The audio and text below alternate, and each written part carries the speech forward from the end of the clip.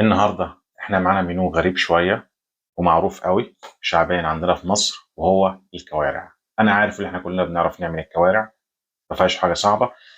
بس احنا هنعملها النهارده بطريقه مختلفه جدا. مش لازم كل مره عشان نعمل كوارع يبقى فيه شوربه ويبقى فيه فته والكلام ده.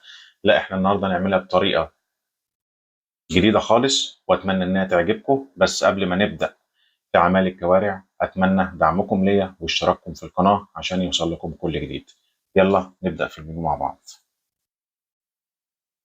طيب نبدأ بال بالمنيو بتاعنا. اهي ديت التوابل اللي احنا هنحتاجها النهارده: توم بودرة، بابريكا حمراء بودرة، عسل، فلفل اسمر، جوز الطيب، وصويا صوص. ودول شوية خضار قطعناهم، اي خضار عندنا ماشي. بس زي ما قلت لكم، انا لما هدخل حاجة الفرن اشويها او كده لازم بسيب الخضار لو صغير حجم، لو حجمه صغير بسيبه زي ما هو، لو كبير بقطعه، بس برضه لازم يبقى حجمه كبير. زي ما انتم شايفين كده. يعني عندي بصل، عندي جزر، عندي بطاطس، عندي اللي هو الكرفس، بس مش اللي هو العيدان، في كرفس برضه هنا بيتباع في اوروبا. يعني هو شبيه شويه للقلقاس عندنا في مصر. دول شويه خضار قطعناهم. وديت معلقه طماطم اللي هي الصلصه. ودول 4 حتت، يعني مش كتير كوارع، لان انا الاولاد عندي في البيت ما بياكلوهاش، انا اللي باكلها بس. طيب هنبدا نخش في التتبيله على طول بتاعه الكوارع. الاول بننزل بالصلصه زي ما انتم شايفين كده، وبننزل بالبابريكا،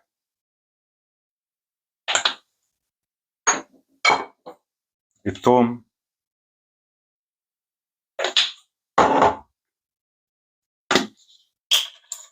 الفلفل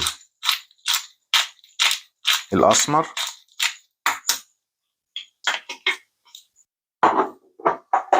وادي جوز الطيب. جوز الطيب في المشويات بتدي طعم حلو قوي، بس ما نكترش منها. وادي الصويا صوص. زي ما انتم ملاحظين انا ما استخدمتش ملح، ليه؟ عشان استخدمت اللي هي الصويا صوص. وبقوم نازل بالعسل بتاعي.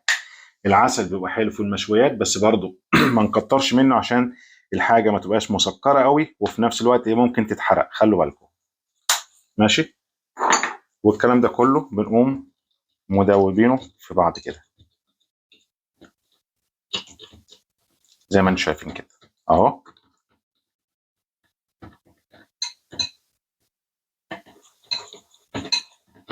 ممكن ننزل بشويه زيت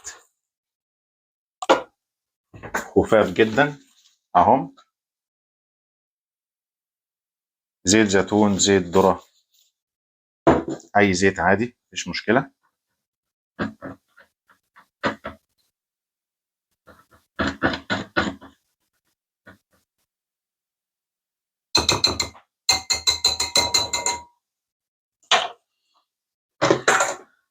وبنقوم جايبين طبق بلاستيك غويط كده، منزلين فيه الكوارع زي ما انتم شايفينها، غاسلينها ومحروقينها نضيفه اهيت،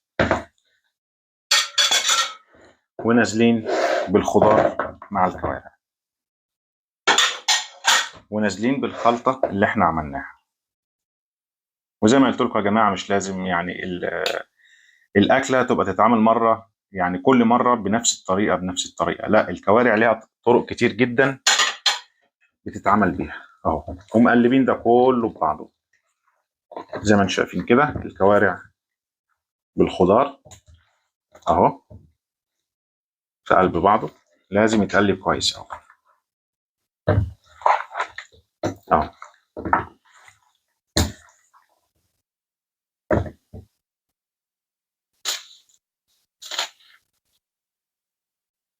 طيب، ودي الكوارع بعد ما تبلناها، شفتوا بقى شكلها حلو ازاي اهو. بنعمل ايه بقى؟ بنجيب كيس حراري اهو، وبنحط فيه الكوارع مع الخضار كله مع بعض. بيتحط في الكيس اهو. اهو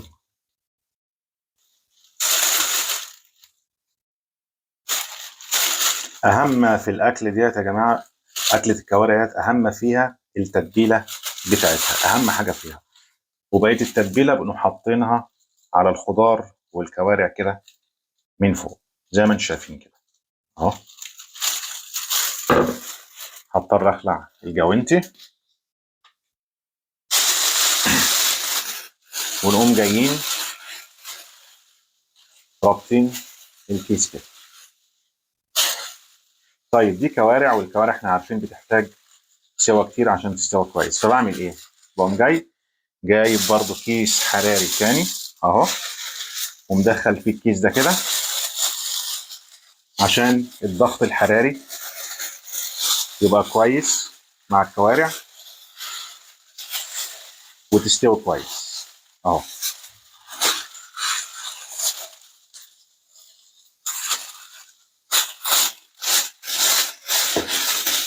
بقوم جاي عامل ايه بقى؟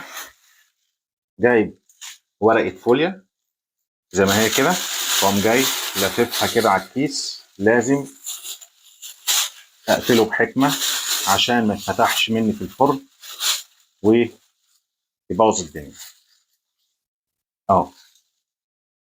Feinschmecker bringt Abwechslung in euer Leben mit der köstlichen Vielfalt von Gourmet. يبقى احنا دخلنا الكوارع في كيسين حراري مش في كيس واحد عشان انا عايزها تستوي كويس، وباجي عشان التتبيله تمشي فيها كلها اهو بقلب الكيس من فوق لتحت ماشي. وفي حاجه مهمه بقى، عشان لو الكيس شم الحراره واتنفخ في الفرن ما يفرقعش، بقوم جايب السكينه وخرمه كام خرم كده اهو. الكيسين مش كيس واحد، الكيسين بس كده. وبحطها في الفرن على درجة حرارة 190 أو 200 حسب قدرة الفرن اللي عندك لمدة ساعة أو ساعة ونص بالكتير. طيب حبايبي، ودي الكوارع بعد ما خلصت. شوفوا لونها عامل ازاي، شكلها عامل ازاي اهو. مش محتاجين نعملها بشوربة ونحطها في حلة ضغط وكلام من ده. يلا ندوق مع بعض. بسم الله.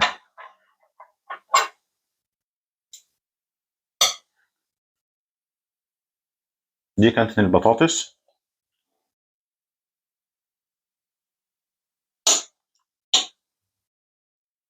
زي ما انتم شايفين مستوية خالص اهي. بسم الله. ودي الكوارع